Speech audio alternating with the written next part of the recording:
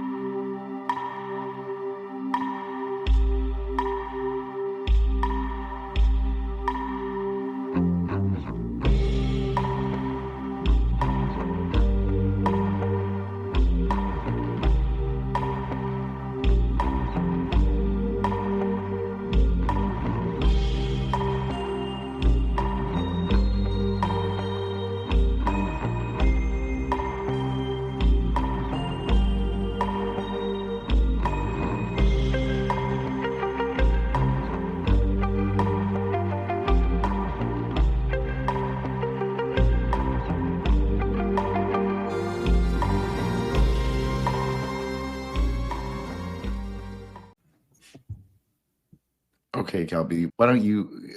Okay, so you introduce yourself, I guess. Like we'll start it there. I know that's kind of on the spot. I apologize. No, what's good? Kelby Losack, author of several books. Most recently, God is Wearing Black, Lo-Fi Hillbilly, Cyberpunk Mercy. Working on a like a neo-western. What was I calling it? I gave it its own genre too, and I forgot it. Like a hoodrat western noir joint called Texas Tea. I work in construction, I'm a general contractor, co-host the podcast Agitator, and yeah, I'm a blue collar mystic. It's a self-coined term. Probably the corniest thing about me is that's what I've call myself on social media and shit. I don't think it's corny.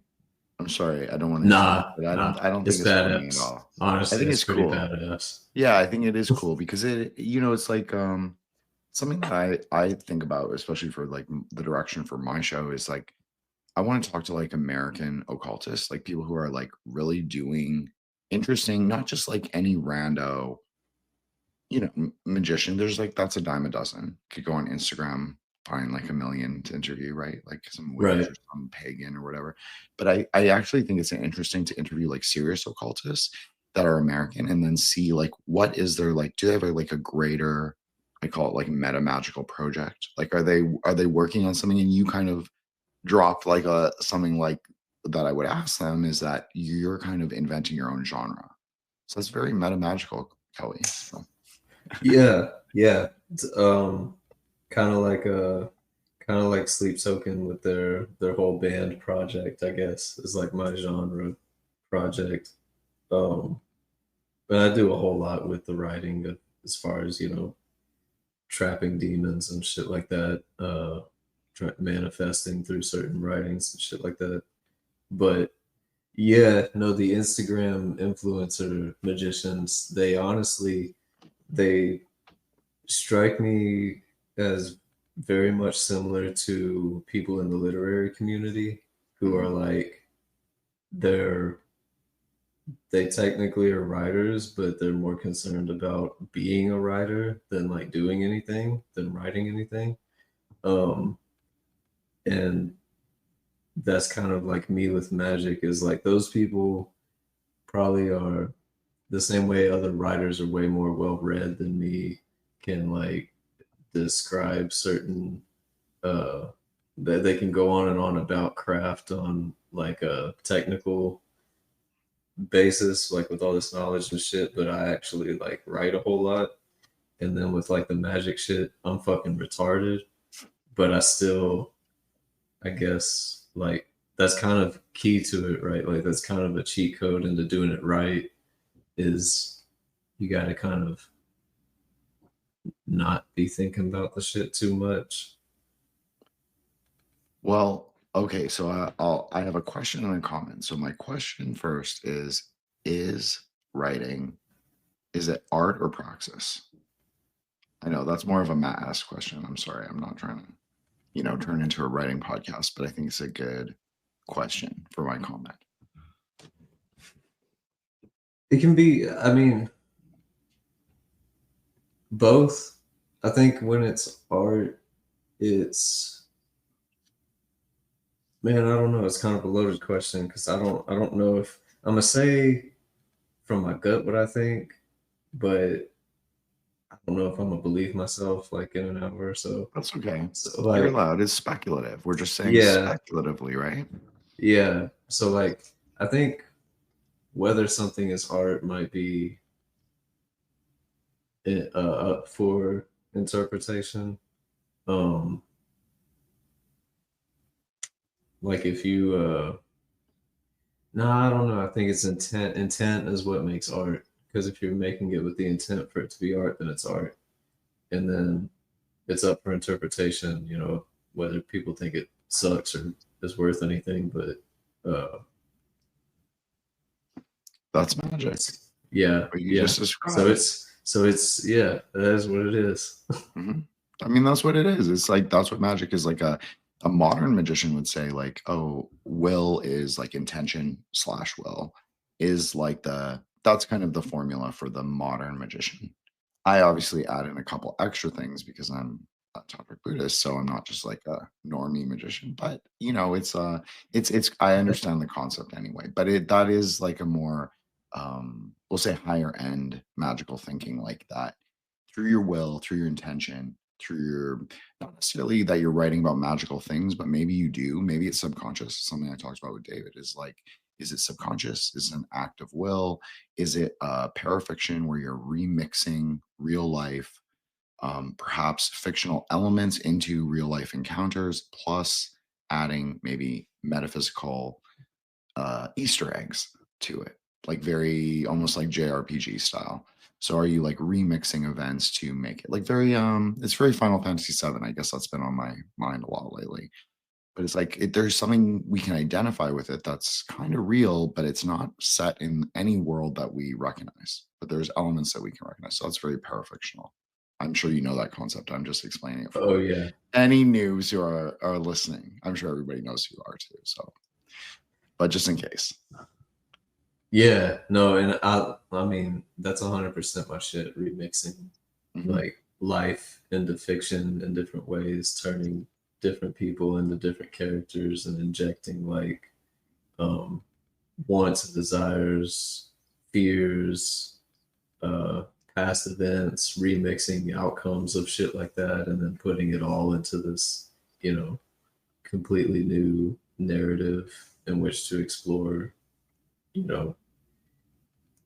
just a free place to explore shit and try and either suppress or manifest or banish things. Yeah, that's what it's all about. I totally agree. The word is the most magical thing. I always say that, but the young gun magicians, they don't really believe me yet, but they'll figure it out. They just need like another 10 years and they'll come around. But the word is most powerful, I think. And so the writer is inherently a magician. But if he comes into like his own will, I think that's really where it's really like where the magic comes from, like where you start to get works that sort of transcend it. And that's something I like about you, is that you will say you're not well read or as technical, but I actually have read excerpts of your writing and I think it's really excellent. So I think you do know, but like to speak those things, it's just jargon really. Like to say this is how I construct. I'm not slagging it. I'm just saying I kind of get it. You kind of have the flow, and that's your writing. And like whatever Right. processes it's all internality. And you don't want to, don't want to tell us the ingredients and the mixture and how to do it. It's okay. Yeah, well, and like I really I really almost couldn't because it's so internal. Like I wish I was better at articulating some shit, but then I also am glad that I'm not, because that's probably a secret to it, is just it being so subconscious. But I mean, there's things I work on, obviously. I mean, I've made shit in the past that like I look at now and be like, oof, that could have been better. I've definitely developed some tools since then. But no, it's something that I think, like, that internalization is something I think can be trained in oneself, but it takes the most it takes is willpower in order to be like, and I think for a lot of people it's difficult to just trust themselves and to just be like, I'm just gonna let this flow. A lot of like, because I've tried telling people like, you got it, just fucking stop thinking about it, and it's hard for a lot of people. Yeah, the mind is the archon. That's what I always say anyway. I don't know if that's true, but I do think that. So I mean, I wouldn't say if I thought it was like bullshit, but yeah, your mind is the biggest archon you'll ever face, and it's like your biggest enemy, your biggest critic. Yeah, I mean that's exactly what you said. It's like writing is a hermeneutic, just like theurgy or magic is, and it's not. Writing in and of itself is not a religion, right? Like maybe for some people it is, like it's like who they are. It's like the essence of who they are. But just like magic's not really a religion. It's just like a framework that you kind of think about the world and you kind of like apply the principles. So it's exactly like magic or like exactly like writing, excuse me.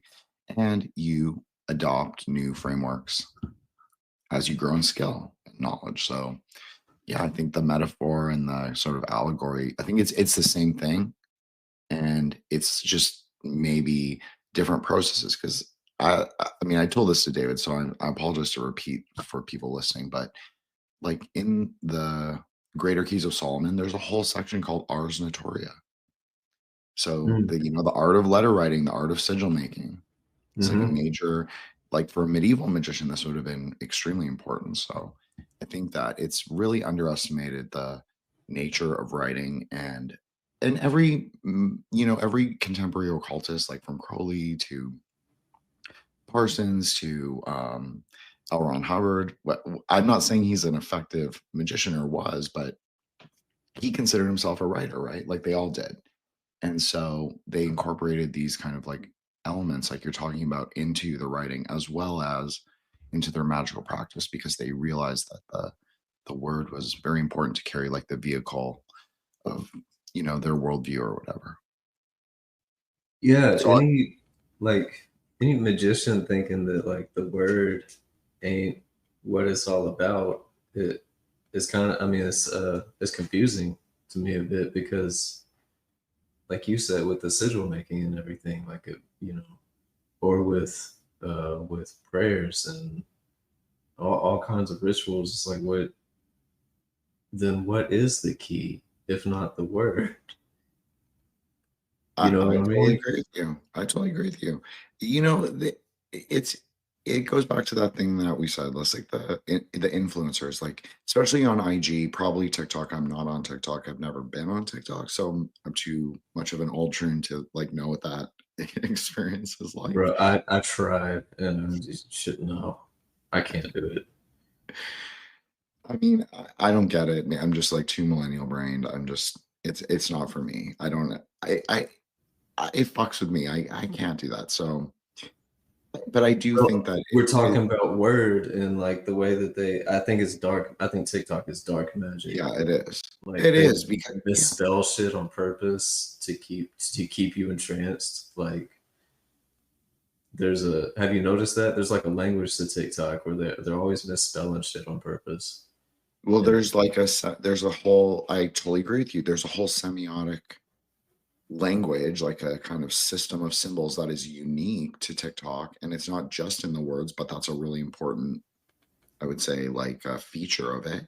But it's like even in the kind of shots they do, like it's like very like like right, it's like face on 3/4 shots, it's always like the eyes are always weird. The way people move their mouth on camera is weird. I find it weird. I just Mhm. it's like almost like uncanny valley. Like I can't really handle it. And then the shortcuts, and I'm like I grew up on Hong Kong cinema. So for me, a shortcut is that's like that's like last Tuesday, like I'm comfortable with it. But on when it's on TikTok and it's like there's no context, because at least a film has context to each sequence. Right. TikTok has no context to anything. Like it's just like people say things out in the void, and it's yeah, I understand that people have themed accounts, but I don't know. I'll just say I'm an ultra. It is what it is. Too millennial coded, so not gonna make it. No, yeah, I'll condemn it as straight up evil. I mean, do what But I do think what you got to do to get the bag. I know people who got to use it and whatever. 100%, and I have no problem with that.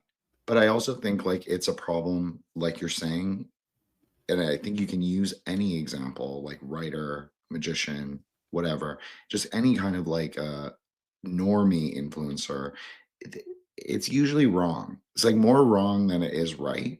And even if people like gain a few tools or techniques from the idea, it's again hard to contextualize. So you kind of need experience to get there, like to be able to implement sort of like weaker or half thought out, half formed ideas. And because you can do something with it if you have more experience and like can like work around the rough edges. I'm sure you know this from writing. And but it's if you're just starting out, it's a lot harder to do that. Like I don't like to write dialogue myself.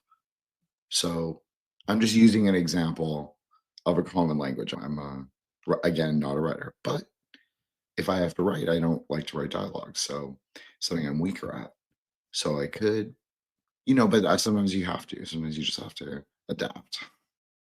Yeah, I finally I've grown out of not giving a shit about plot on like for example on that line of thinking where that I used to always be like, nah, the words and the flow and the setting up certain scenes and payoffs and this kind of shit is what it's all about. Character observations and capture and dialogue and like, who gives a shit what the story's about. And but there's a lot of power in story. So that's kind of a dumb way to think, honestly. Well, you've written, so you have books, so with your name on it. So you've obviously, in your own way, you've accomplished like the quote unquote the great work, right? Because each one is a great work, regardless if you like the material now, looking back in retrospect or not. Still, like that's your magical working. Each one is like a birth of something conceptual. So it's pretty incredible, regardless. So I don't think it's Yeah, retard. Yeah, I mean you got there anyway. So you arrived at where you wanted to arrive. for sure, for sure. Appreciate that too. There's only one book that I've disowned. Everything else is like, yeah, hell yeah, I did that shit.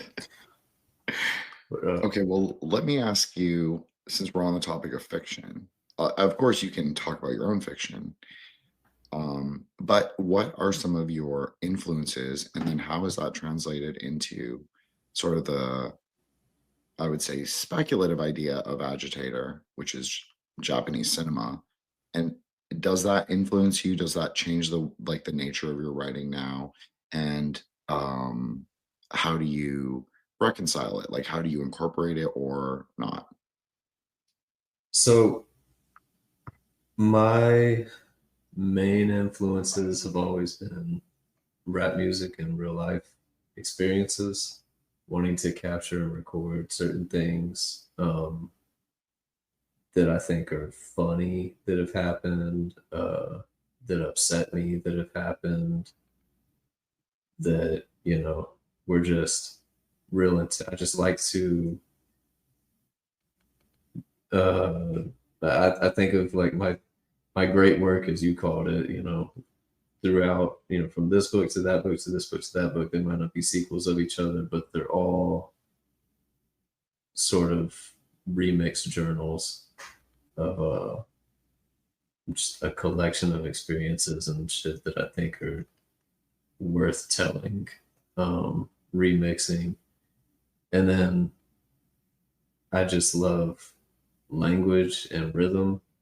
I've always been way more into music than writing. I guess not anymore now. I mean, with so many books under my belt now, I'm more into writing. But I always considered myself a musician for the longest time. And writing was just a free way that I could come up with, different rhythms without having to rely on, equipment setups or like other people to play these instruments or this or that. I could just start stringing words together, start flowing, and sort of try and create a sonicality through in like a written form. So that's always a big goal of mine too, is like trying to create that sonic element with the syntax and shit. Then the anime, the Japanese cinema, that plays a big part in like the tone of Japanese shit is so, there's so many tonal shifts throughout, like almost everything you watch, that's like a key ingredient to Japanese cinema, is the way they'll be very sincerely in this, in each scene, whether if it's a family dinner, then it can be like sentimental, or it can have some of the family dramas going on. And then you introduce, the right type of intruder, and all of a sudden it's a full-blown horror show, or it branches off into a comedy, or it's got some genuine romance in it, or it's wildly fucked up. One of the things we say a lot about the feeling of Miike movies, like Takashi Miike, is no matter what movie of his you're watching, you feel like you could be raped at any moment. And that, I'm sorry, I was laughing. because you just don't know, you never know where it's going to go, because it could go anywhere. And so it's like this different feeling of excitement and danger, and it's almost like a forced curiosity, because you're never just settled into one note that's being sustained through the whole thing. So I really have taken that. That's one of the big things I've taken from Japanese shit, and just the like, I admire the work ethic among mangaka and hardcore directors like Miike, who's so prolific, or like Tsukamoto, who's not as prolific, but who is just obsessive. I think somewhere in the middle is where I would like to be, between that obsession and just sort of workmanlike, prolific attitude. Well, you said hip hop, so are we allowed to say we like hip hop? Because I actually do like hip hop, and Oh yeah. yeah, I do too. So it is funny, because it is like kind of taboo on Twitter discourse to say like, yeah, for real, like straight up, I like hip hop, but like I said, I do. So I want to talk about this with you, because it's not really something that I get to talk about very often. So what are some of your hip hop influences? And also, I actually think that makes perfect sense, like what you said about like transforming the sonicality into a kind of literary. You're taking the momentum of sonicality and kind of transmuting it into like a literary format, and I really like that, because sound is also light. The word is also light, so it all makes sense. Yeah, thank you. My my tops, let's see, my top rap influences are like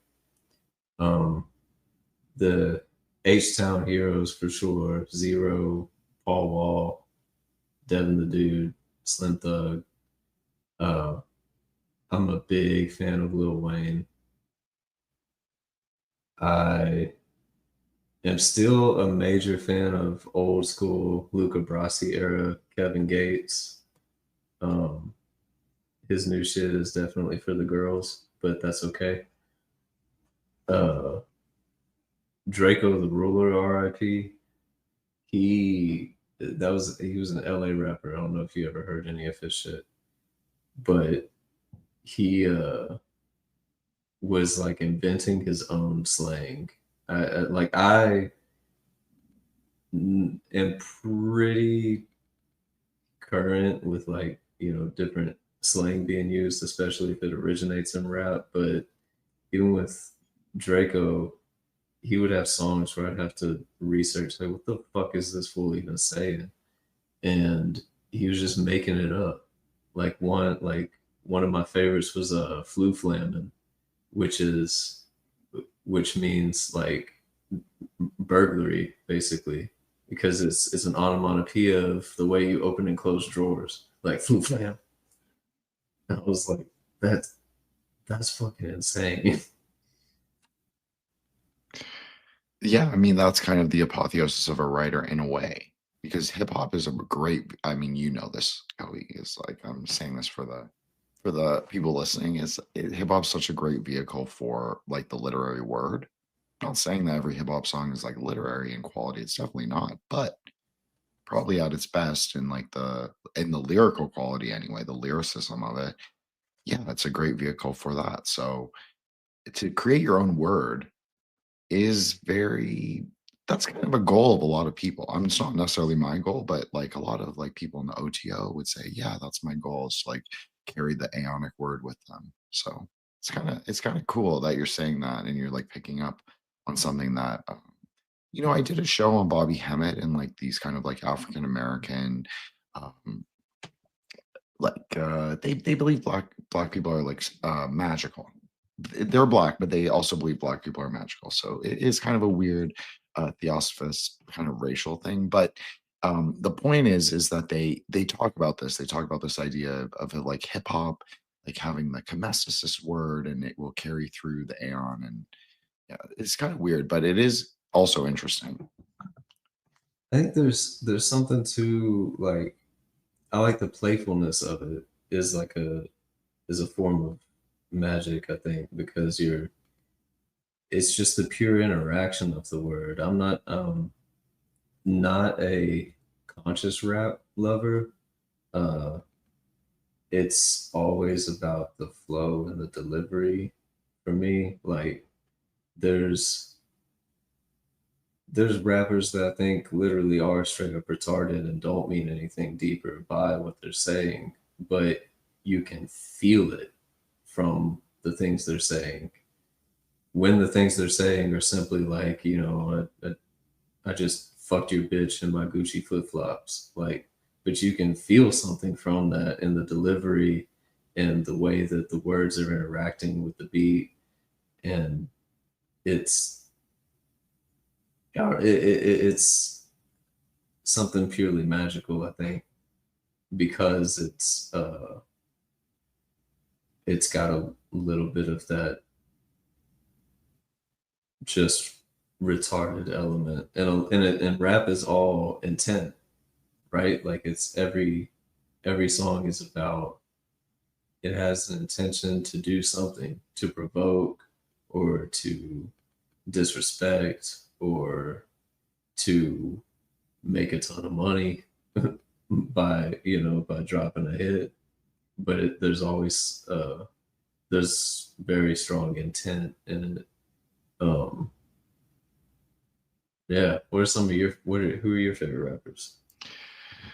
Oh god, I'm gonna make myself sound really either really ex hipster or really old.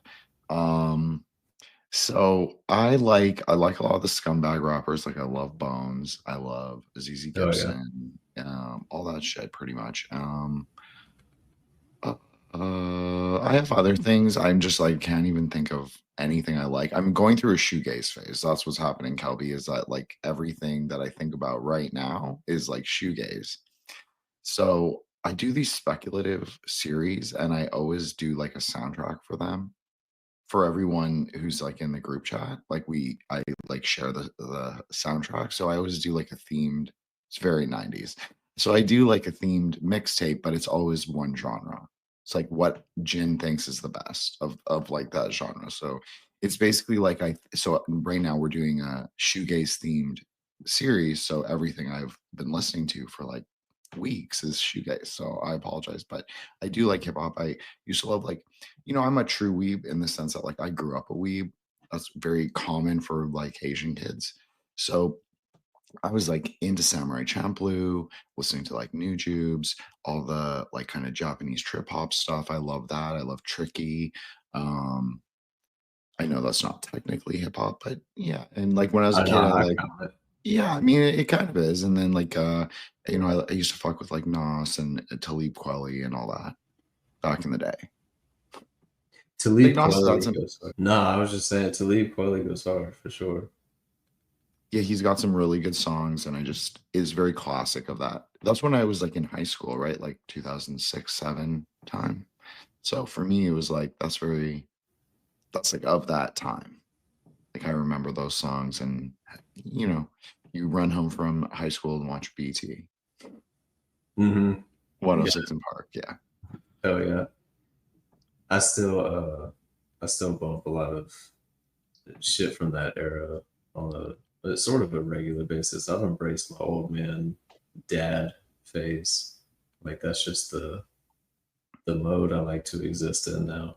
I listen to new pop music or when Lil Wayne just dropped the Carter 6, so I had to jump on that. But I I'm now in that playing the same shit over and over kind of era. That's what happens, isn't it? It's like this thing that we watched, maybe our dads or other people at least go through is like this kind of like nostalgic. Like they like the music that they like from the time that they prefer is like whatever that is. And so you see they reach for nostalgia. And then I'm also at that age where I'm like, I don't love the contemporary stuff. I really don't. I'm not saying like I don't want David to get mad at me and be like, yeah, she's not looking for like the good stuff. He's like giving up. I'm not giving up. I'm not Sigma. But I'm saying that I don't love the new stuff personally. So for me, I do reach for, yeah, probably like that more dad coded kind of that stuff of my teens and my child and like early 20s, you could say. That's probably what I gravitate to the most. Even in cinema wise, I'm like that. Like I still love Shaw Brothers. I've always loved Shaw Brothers. I still love like 90s Hong Kong movies. I love Japanese movies. My Japanese directors are way less Kino, as the kids call it, than yours, than the ones you cited. Like I like Ryuhei Kitamura. He was always one of my favorites. I love Azumi. I love Sky High. I think that's an incredible, very underrated Japanese film about Japanese occultism. I'm a big fan of it. Versus, I think is incredible. Princess Blade. Oh King hell yes. Dracula. Yeah, but like all that shit. Like I if you give me martial arts and you give me like gunplay and a little magic, I'm very happy. Like you've won me over. So I'm easy in that way. And so there's a lot from Japanese cinema that I can draw from, but it's like always like B movies or direct to video. It's never quite the stuff that is like perhaps agitator worthy, we'll say. Well, we did do a versus episode. I I love the I'm kind of a genre head. I think there's something to sticking to the same formula over and over and just coming at it in a slightly different angle this time. And again, whether it's what differentiates doing that from being formulaic or being an ongoing experiment, it just circles right back around to intent. It's like, why is this being made? It's being made because it's proven to draw people to the theaters and just to make some easy money, or is it because this is that realm, the realm of magic, kung fu, and flying kicks and guns is what the creator is all about. That's the obsession. That's where the curiosity lies, and that's why it's going to be some iteration of that every time. I like that. I like that sameness. I'm a big, that ties into the hip hop shit, because when it comes to the rap I listen to all the time, is just the same cake door, slinging drugs, fucking hoes, ratchet shit. And I don't believe that that's a genre that should evolve or become, transcendent in some way. I think it's street music, and I like it to be that. I totally appreciate that. I think that that's a really important distinction to make. Like, you're allowed to enjoy it for what it is, but you don't need it to be anything else, and it probably shouldn't ever be anything else, because it's kind of scumbag. And so, but that's okay to enjoy. It's like not problematic. It's just, you're just probably don't want to, like, you don't let your kids hear it, but, or maybe you do, or maybe it doesn't matter because you can just say, like, yeah, street music. Yeah. My kids know every word to a whole lot of songs they probably shouldn't know. That's fine. My 6-year-old son, he told his mom the other day, when I grow up and I'm a construction worker like daddy, I'm gonna buy a grill. And he was talking about putting diamonds in his mouth. Well, you know what? It's, as a Chinese person, I'll do this. I'll say it like this. It's always good to carry portable wealth. Yeah. No, I'm not against it, is what I'm saying. Full approval. Hell yeah. Well, But it's an Asian dude who be doing it, around where we're from. Johnny Dang got everybody iced out in Houston. I've heard that before, and it's like, it's very wartime. Like, my grandparents would totally understand. Like, you carry it with you. You have things, you carry it with you. My grandmother's a notorious, like, jewelry. This is probably interesting for you, but she's a notorious jewelry hider. So you'll open something and it will be like jade or gold or like $100 bills, or like wrapped up like a drug dealer, and you'll be like, what is this? So yeah, I mean, it's probably not common among a certain kind of people, but like people who get it, like they'll get it. I think, like, to have like the street flash, Mm-hmm. and like people from Hong Kong, they love to, at least in the 90s, they love to show, like, if they're well off, they love to show it. It's like, we are who we are. We're just rich, and we love to, like, every single thing is a name brand, everything's flash, so it was like the top end, the gaudiest, but that's intentional. So I do get it, is what I'm saying, Colby. I get that kind of street thing where you're like, yeah, you're showing like what you have, and also like the sort of social, I guess, place that you occupy. For True sure. wealth. Especially when you've earned it. There's something, like, when it's come from your blood, sweat, and tears, then I really fuck with that, as that's your trophy to carry around. And I like it when people are stupid about it too, when it's like, you make your first big money off of something and you go and do something stupid like spend it on a chain. You've just challenged yourself. You're like, motherfucker, you could have bought a house. Like, your roof is caving in and you bought a fucking icy chain. It's like, yeah, I'll make enough to be able to do it again, and next time I'll fix the roof. So I like that bravado to it. So why don't we discuss some of your actual writing and what you're thinking about and working on right now. All right. Where you I'm want to sorry, start? that's kind of a probably out of left field, but I think it goes perfectly in line with the kind of structure that you gave about, translating your writing from music into literary fiction. So the first, I guess if we're talking about the grand project, the the first book I'll claim is Heathenish, which I dropped with Broken River. I wrote that right off, like coming off the tail end of the events in that book. And that one's the most like when I say remix journals, I definitely don't mean like auto fiction. I mean, I've written about zombie dogs and I've written about, um, Western revenge stories that star the Insane Clown Posse.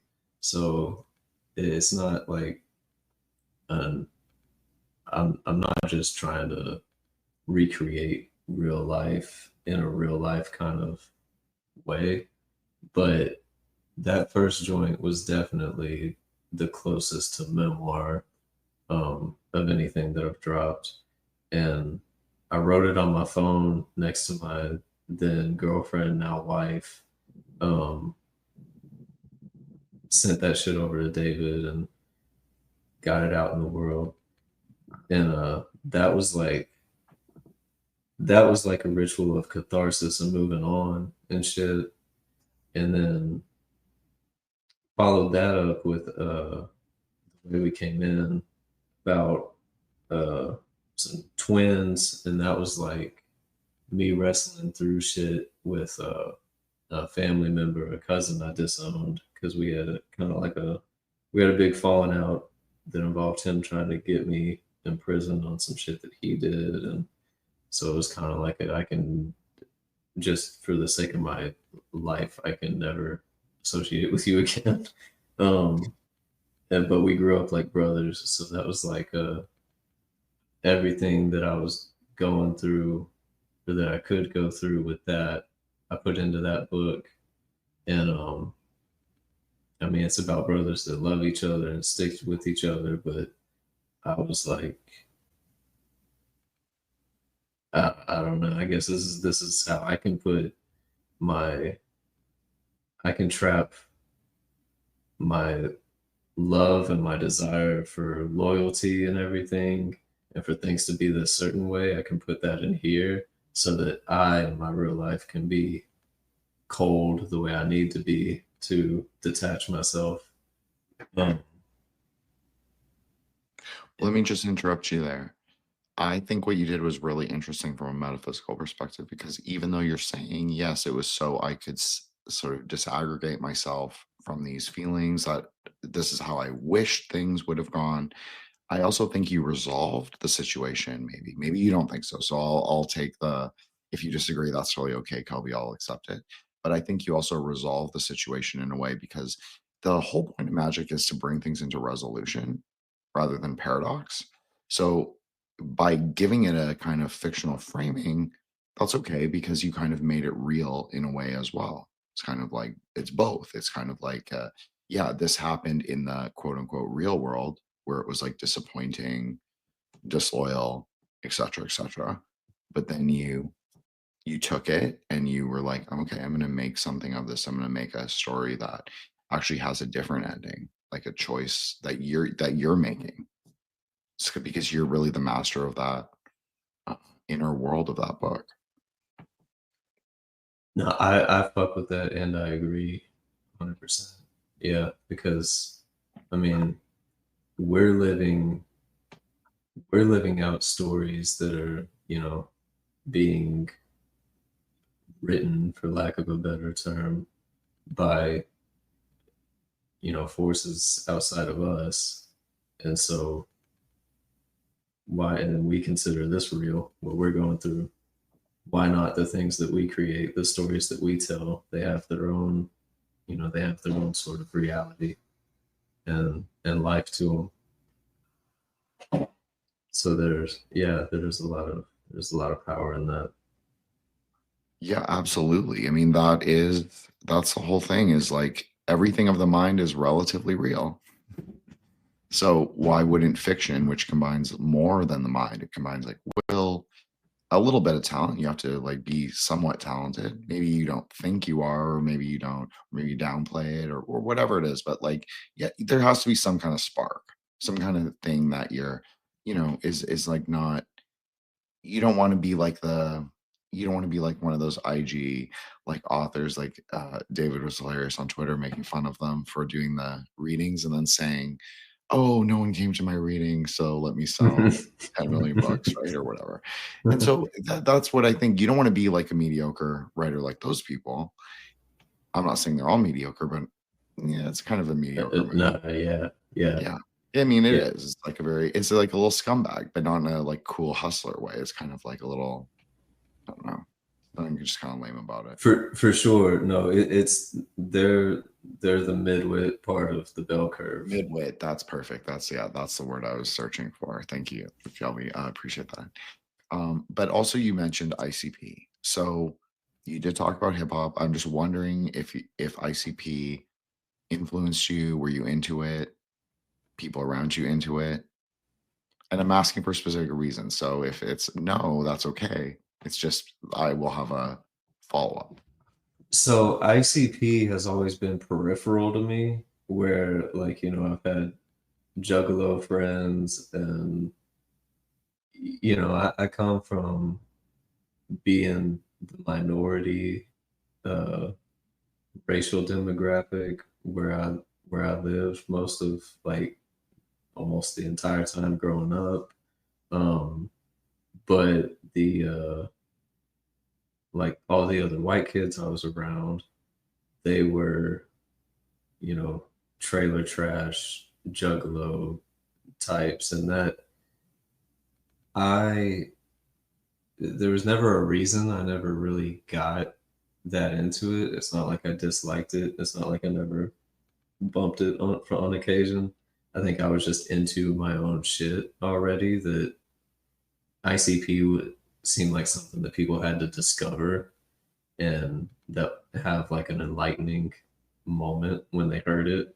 And they never hit that way for me, but I've always had an affinity for them, mainly for actual juggalos, because that's kind of the types that I grew up around and had love for. So I did a whole series on another show, not my idea, someone else's idea, was to interview all these juggalos, because there is this idea that the ICP, the like dark carnival whole, we'll call it neo mythology, it for me, so I won't speak for the other person, but for me as like a tantric Buddhist, there's a lot of things that I recognize as like magical ideas, you could say. And like the idea of the carnal, like we have the idea of the carnal grounds. There's a specific number of carnal grounds. There's always like a great demon who is like the king of the carnal ground, each one. And so just like they have like the cards that represent kind of like the baddies of the carnival, of the dark carnival. So I just always found that really similar. And whenever we would interview them, it would always be, oh, I don't know anything about the occult, but their whole album, a lot of them were juggalo musicians. They'd be like 1717, like 47. It would all be like magic numbers and like signals, like be like Dark Goddess Babylon, like all these, all that shit that they do. And so, and like Ouija Mac does it too, like a lot. And his videos are very, like, you can kind of tell they're talking, maybe he's not talking about it, but there's an art direction that is talking about like crossing the abyss and like all these kind of like modern, maybe you could say like Typhonian OTO ideas. Like I can tell. So whether he's experiencing that, whether he's like into magic or it's just like aesthetic, because aesthetics are really powerful. Like just including the aesthetics kind of gives it a little extra. Might not be as powerful as like intention or will, but even just the aesthetics alone can give it a little extra. So yeah, I always thought that was really interesting about the ICP thing, because a lot of them won't cop to any kind of a like esoteric knowledge, but they love the symbols and the coding. Yeah, and being like where aesthetics can become strong even without intent is repetition. And when you're building your own, like you said, neo mythology, and you incorporate all of these symbols and numbers and everything that even like you might not really understand, but you just fuck with on a surface level, you're taking it and adopting it, and alchemizing it into your own mythology and lore and development. And so uh, you're giving it an energy, like you're performing magic that way. Absolutely. You're absolutely performing magic, even to post, like talk. I don't want to bring up Twitter, but to even do that, like I'll do that. I'll own it. People already know because I've talked about it, but to do it at magical timings, I think is really interesting. I've experimented, of course. I've just done it randomly. You see how it goes. Then sometimes you choose the time. Sometimes you just look at the time and it's a magical moment. So you're just like, okay, I'm gonna go like throw something together really quick, of like 2 minutes. But I definitely think that like just fucking with the numbers, just like in even an experimental way, that's really powerful. Because then you're also gonna know what works for you and what's like, not as potent because the system isn't exactly the same for everybody.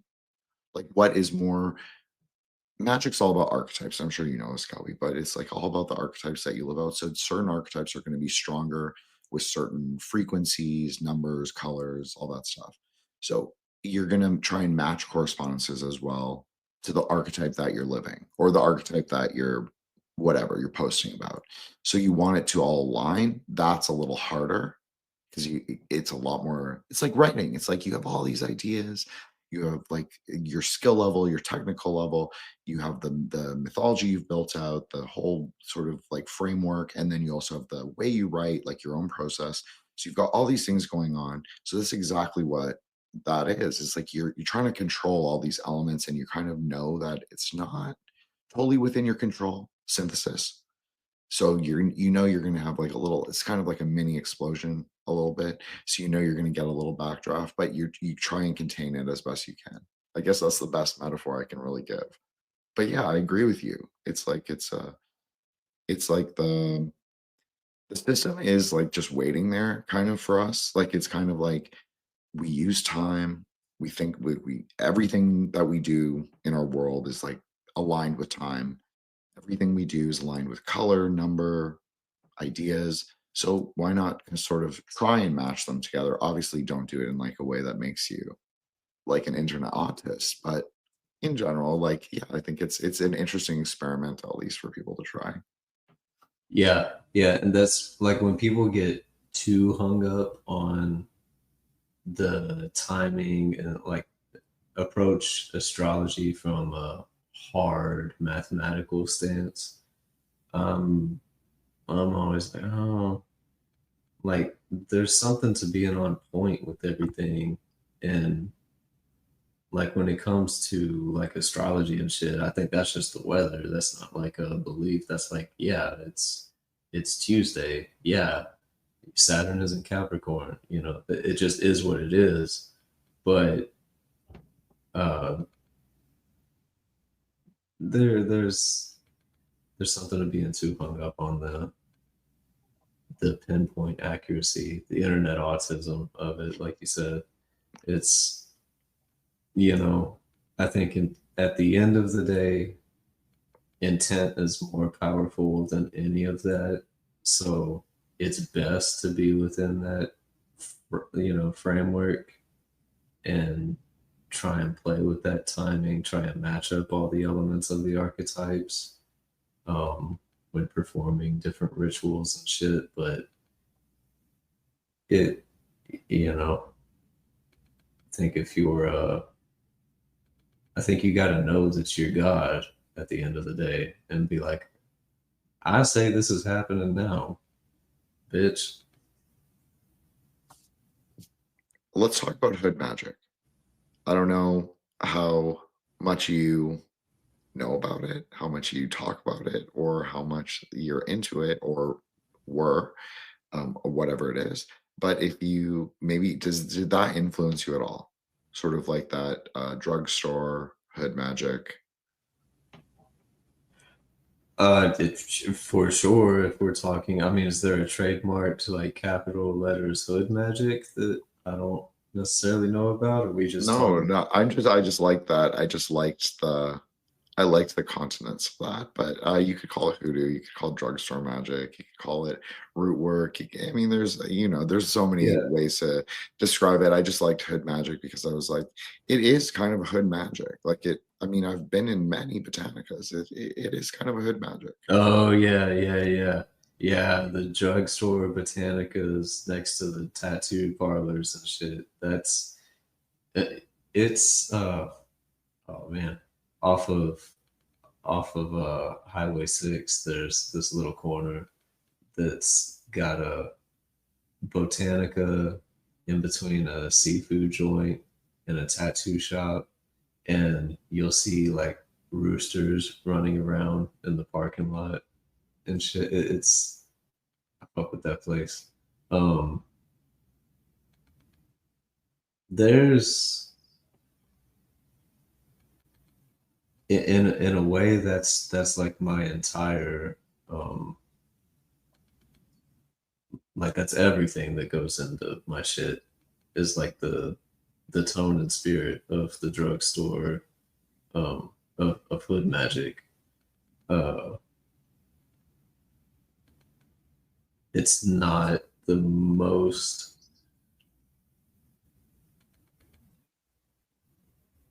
I don't know. It's so ingrained and subconscious that I don't even know what I'm doing with it. Besides just like I, I I know the spirit of being around that, and that's like the spirit and tone that I would hope that I'm trying to put into my own shit. It's a it's an interesting thing to like best, I guess, to best understand or to best articulate for me, coming from my family got out of church at a certain point, so we were never really like super religious, but just growing up Southern, we went to church here and there, and I mean, Jesus dwelled in the gutter during his time. Like that was where he felt like the Son of God came down to kick it with fucking prostitutes and shysters and shit. So there's always there's always been some kind of magic to communing in the filth. Absolutely, we live on the carnal ground. That's That's it. absolutely true. But we also live on the garden, so it's not right. It's not in the extremes. It's like that. We do live in both, but it does often appear as the carnal ground, especially I guess in the last 6 years, we could say it's been a lot more. The demons and wild beasts of the carnal ground than it has been. The eternity of the garden, whatever that is.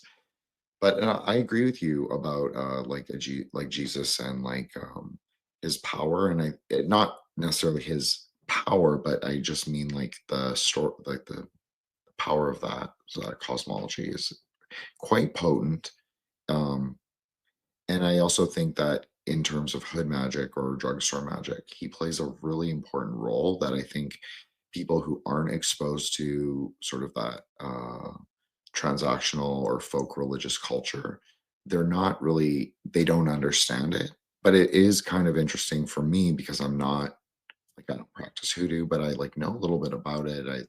If you send me to a botanica and was like, I need to do this gin, I could put something together for you, no problem. So I know enough to like do that, but I'm not like that's not what I do every day.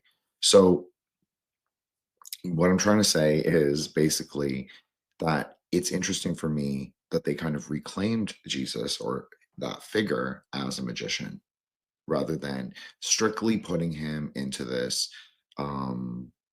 good and evil sort of Manichaean, like divine son framework. I'm not saying he's not that. Just it's like they kind of view him as an extension of Moses more than or maybe even King Solomon, but maybe both, because Moses is really important in root work.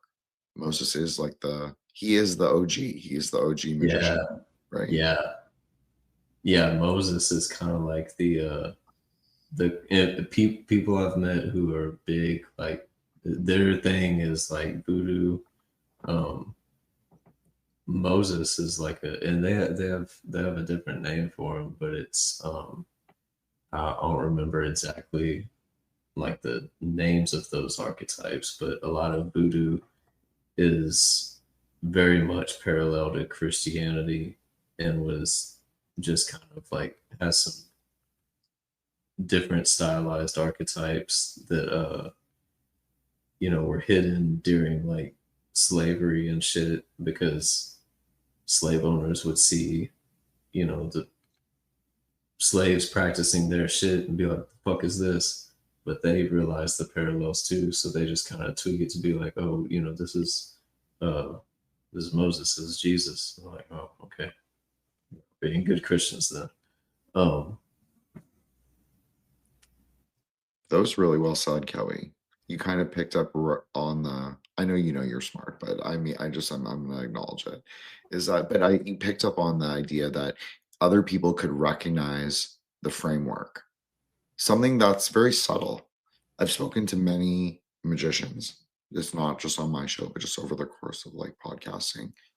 And they very few of them, I would say, know that is possible, can understand that that's like a subtle process of consciousness that you can actually start to, maybe not everything, maybe just superficial, but there are elements you can see are like potential, like seeds of potential, you could say.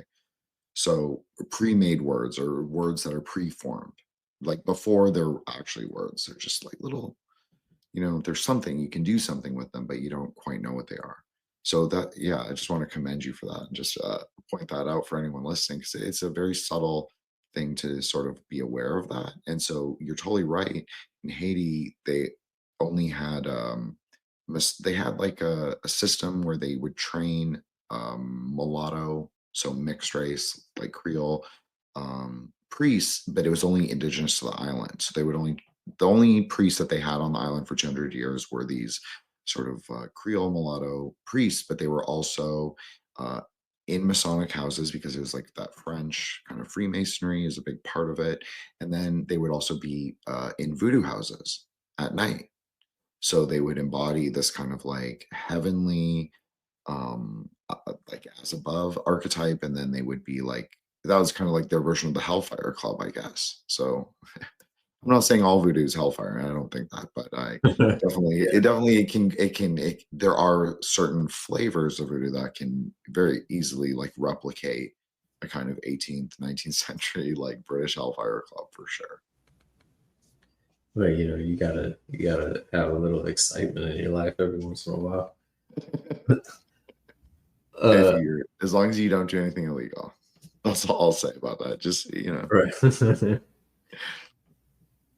Yeah, no, recognizing the different frameworks is why I think a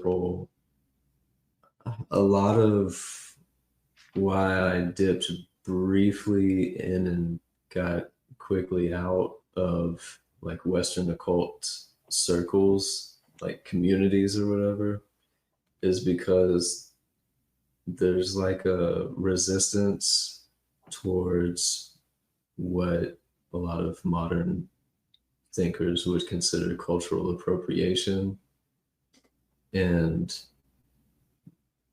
my take on that within magic and within the occult or within just religion in general is like, if we're all trying to experience God, and which I think is the same thing as practicing magic, then why does it matter where's the offense in that?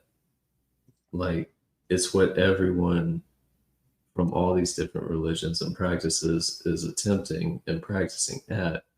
So if I've got an Elegua that I set by the door, and I also have a crucifix that I wear, and then I also have, you know, a Pikachu idol on the altar that represents Jupiter.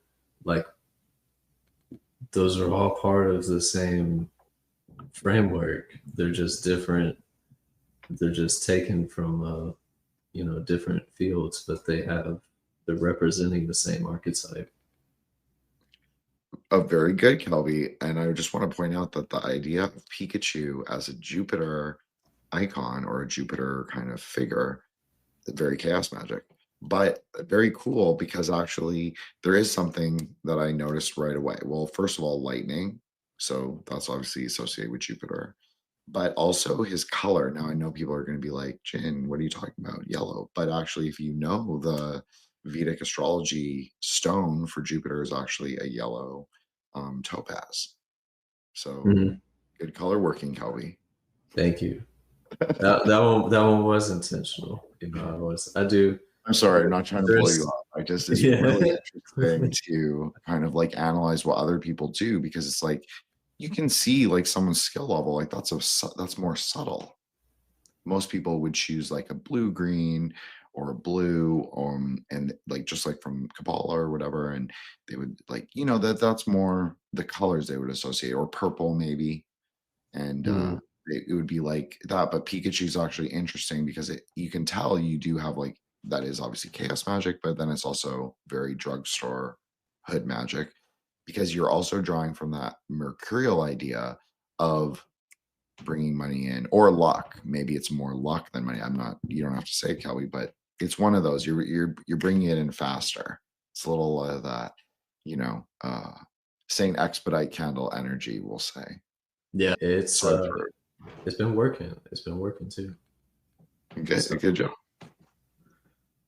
What would you say to the young guns, like the Zoomers? Because I have all these like Zoomers who follow me now. I'm no one to follow, but they think that I have some experience, which is true, climbing the tree or whatever you want to call it. And so if you could tell them anything, what would be some like words of wisdom of like what magic is? You've obviously said it's like intent. And a syntax. I think that's an interesting way to frame it as well. It's like the putting of things all together into a grammar, like a coherency. And then, but what would you say specifically? Like, what would you even tell yourself if you were talking to yourself at 15? What would you tell them about magic? I would say that let your curiosity lead you. Listen to your gut, because that's where your soul guide lives.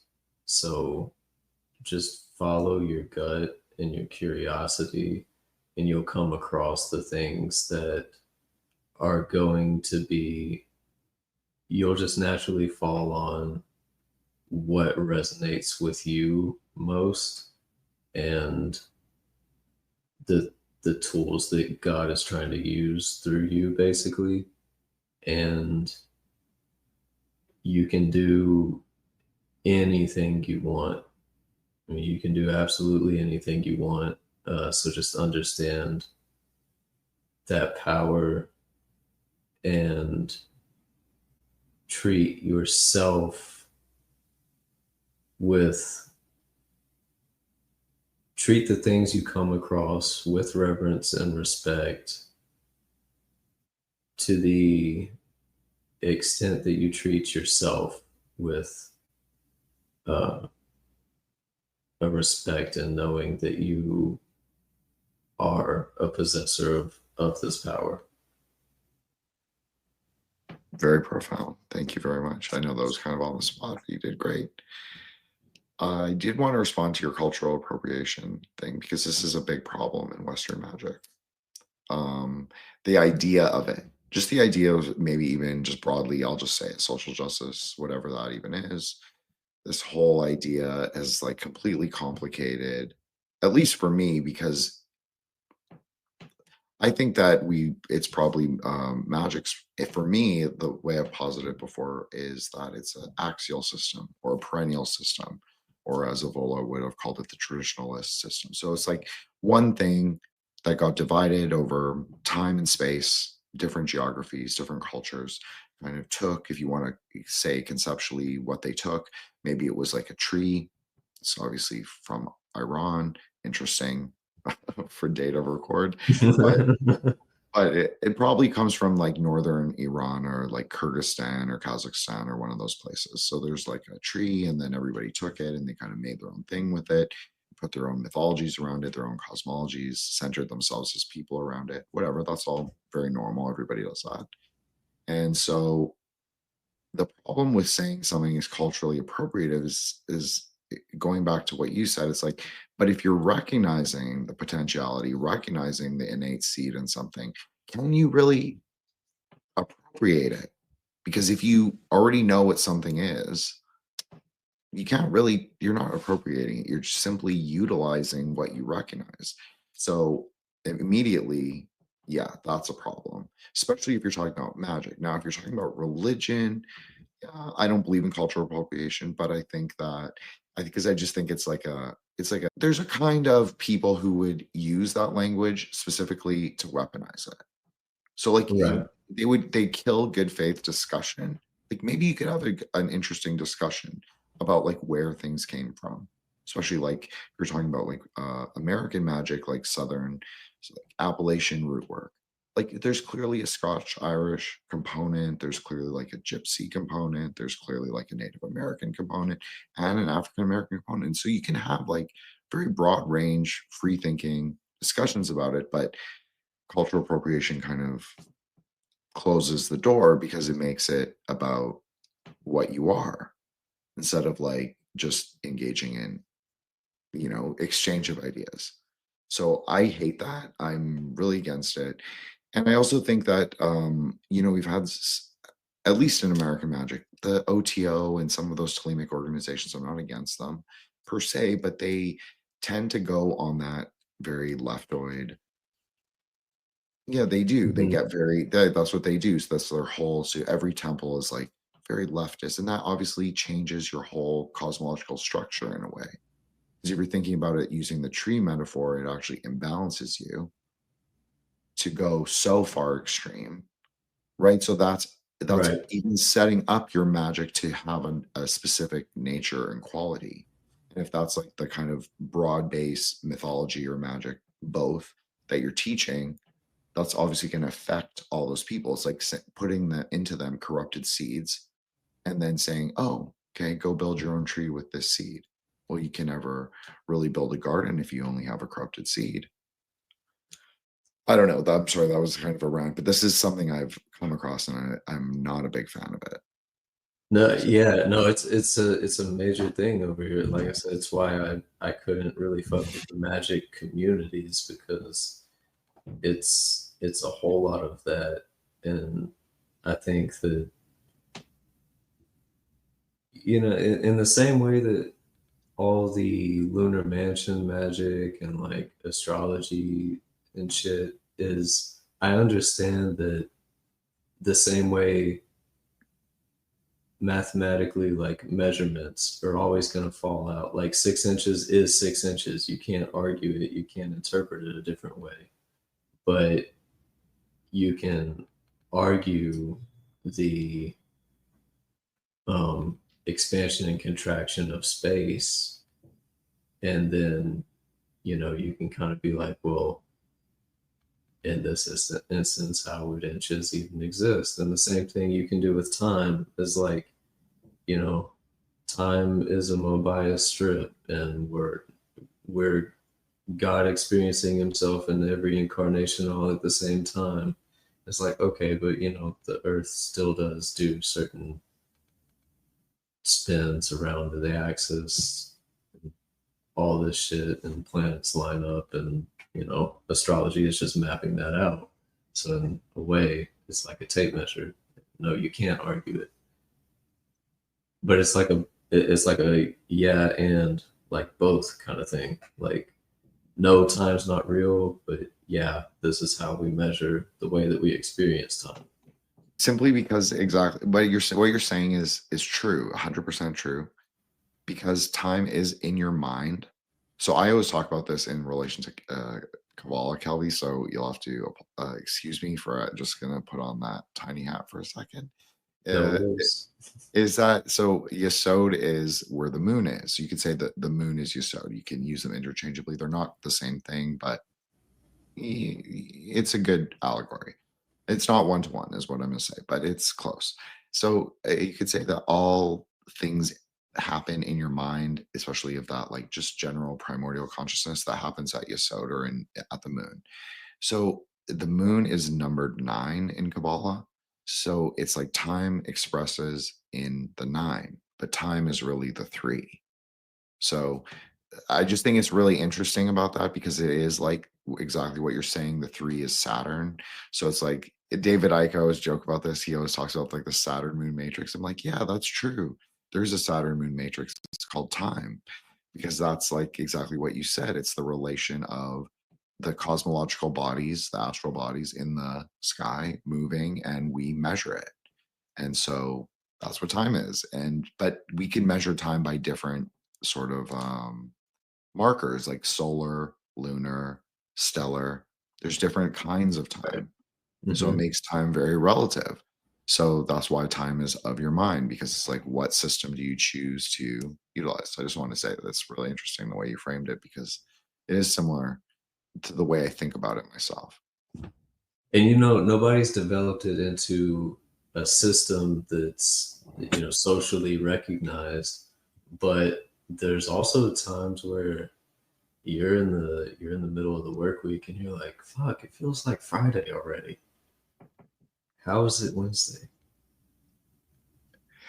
Well, control of time, you could say, is so if you want to be like real conspiratorial, you could say that the control of time is the real power of the archons.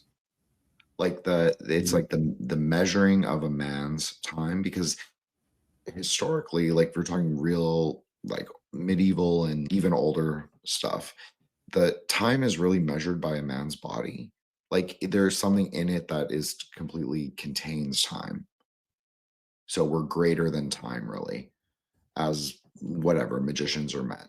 So that's the whole idea, is that we can transcend it, but when it's defined for you and outside of you, you don't really have a say. You can't ever be fully in control of your own will or your own agency, because you have these predetermined kind of things that mark your day and mark your, especially for labor, like mark your work day. I know it Right. sounds really Marxist, but it wasn't intended to be. It was just, I'm just trying to, give it a little flavor. Man, that's something that every time I get going off of I've never studied Marx because Marxists have always gotten on my nerves. And so I can't say anything about like his philosophy one way or another. But you can't even bring up labor, like you can't even talk labor without it being like a sounding like a Marxist statement or something. It's so weird because it's like, who controls the narrative? Like we've been talking about this whole episode. It's like, obviously we posit it because I recognize you as like a fellow magician, we'll say, tongue in cheek, obviously, but yeah. So you're in control because you're the writer. It's your story. You're writing it. You're totally in control. It's like your world, your universe. But it's so funny because if you're talking about like blue collar, who controls the narrative? It's like the left. Which is nuts because that the reality of like blue collar life is very right coded. It's the chuds, right? That's what they would say. I'm not saying that. That's what they would Yeah. say. Yeah. So yeah, but that's so funny, right? Because it's like they're very PMC. That's the acronym I was searching for. NPC and PMC at the same time. That they don't know what the fuck they're talking about on like anything. They live in a almost like a different altered state of reality. I'm not saying like the online right like has it all, figured out. They definitely don't. They're kind of in the same LARPy category a lot of the time. Yeah. But some of them do, there are people who have very interesting perspectives, but I do think it's interesting as someone, I'm not blue collar, but I live in a very rural place around blue collar people like every day of my life. I just think it's interesting because it is what you're saying. It's like everyone aspires to the F-150, like they want the ATVs, they want the snowmobile, that's what people like, right? Like they want a boat, they want a cabin. It's like it's like very I want my toys. And Yeah. so like I work hard and I want my toys. And so I totally I appreciate it. I dig it. I think it's cool. I like my toys too. And so I can't criticize, but I just think it's so different than how it's often described. It's like who tells the story of real life? Very few people. So I think it's interesting that you write directly. Not necessarily that your writing is class based, but you write directly of the perspective of your lived experience. Lived experience. What does that even mean? But yes, in a way, it is referring to something, right? Yeah.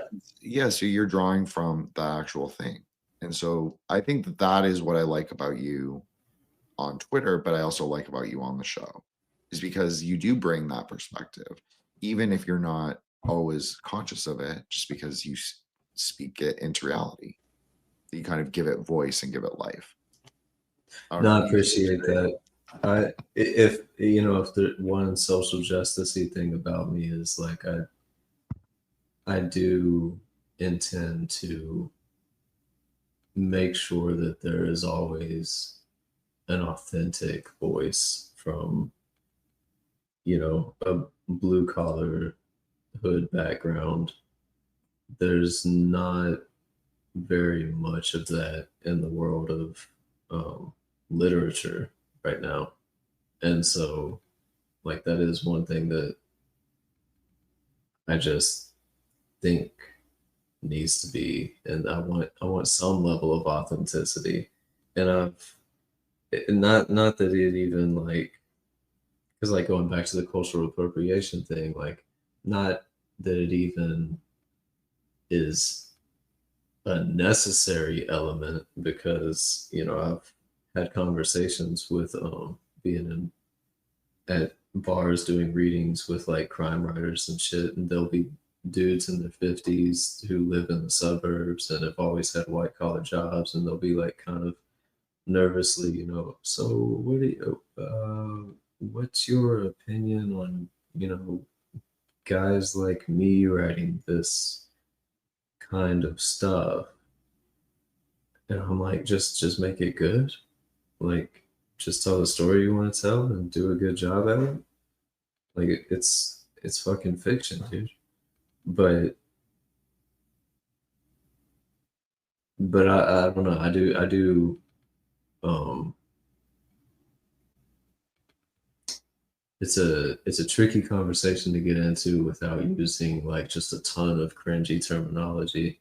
But like, representation matters to an extent, and I want to make sure that there's some kind of actual voice of the streets in there.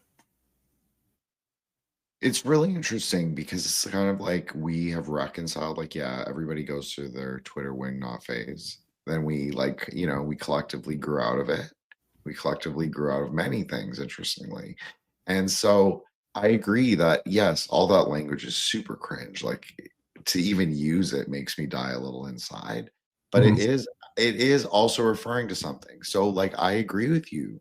I think representation to a degree does actually matter because it matters like what is the archetype. It's just like the exact thing we said about correspondence as an archetype. It's like, are you matching those two things together? Because there's a way to tell a story that is, as you said, authentic.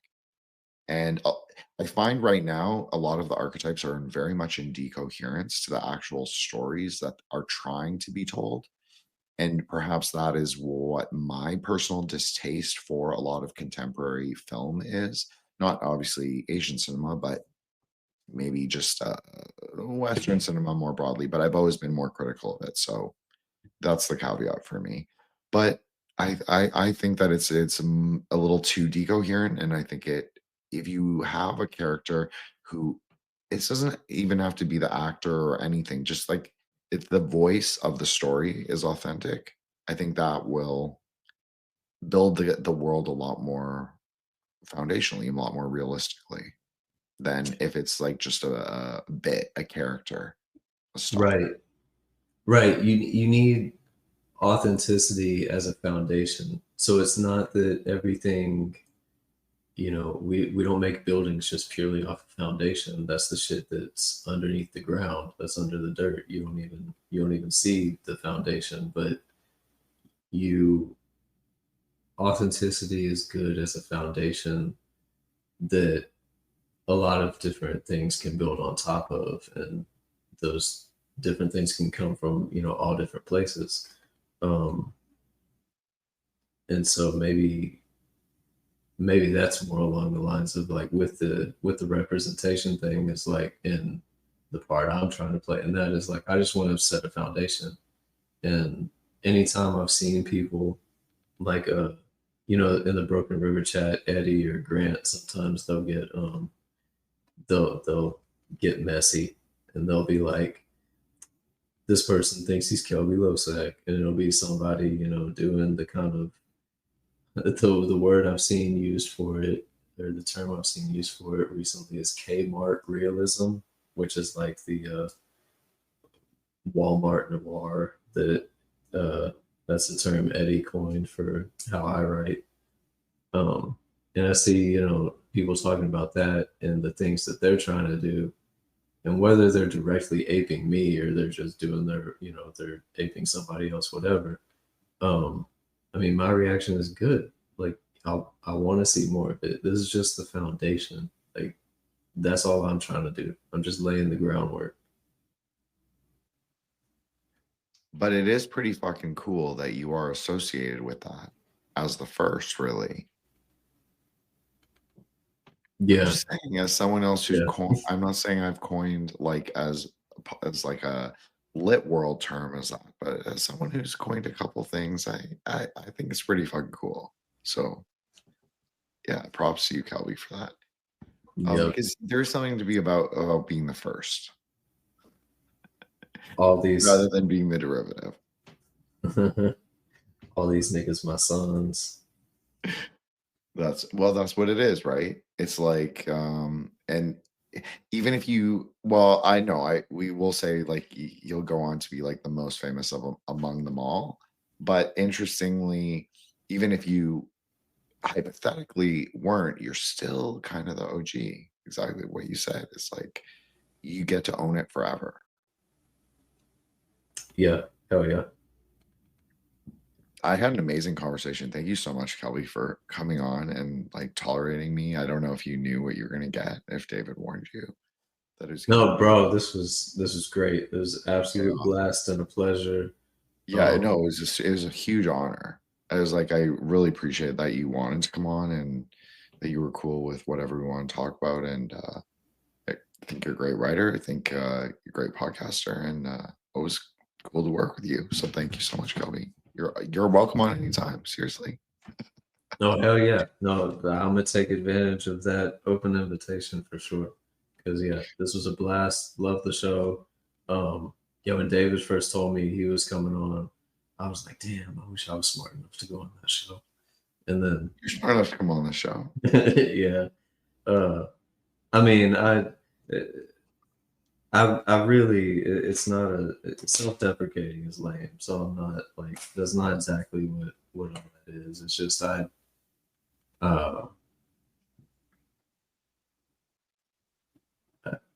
mean, I am a little bit retarded, but I'm like I'm a really smart, dumb person.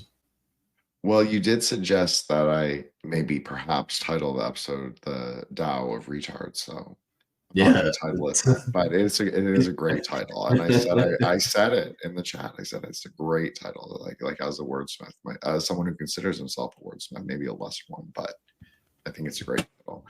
People do comment on my naming convention, which I do have to say is like, from my perspective, is like A plus. So I'm not entirely humble either, but thank you so much, Kelby. Please plug your pod and your books and anything you want to plug, any upcoming projects or appearances or anything. Oh yeah, patreon.com/agitator. Go sign up. You can sign up for free and lurk. You can plug the RSS into whatever, streaming platform you like using, so you can stay up to date. The show is paywalled, but we have people who float in and out a lot because a lot of people who are hardcore fans of the show are very poor people. So it is what it is. But go follow, patreon.com/agitator. KelbyLosack.bigcartel.com is where you can order the majority of my shit from me. Money goes to me. I send it from the printer. That's just the way it is. I don't really like Amazon, but you can also find my shit there.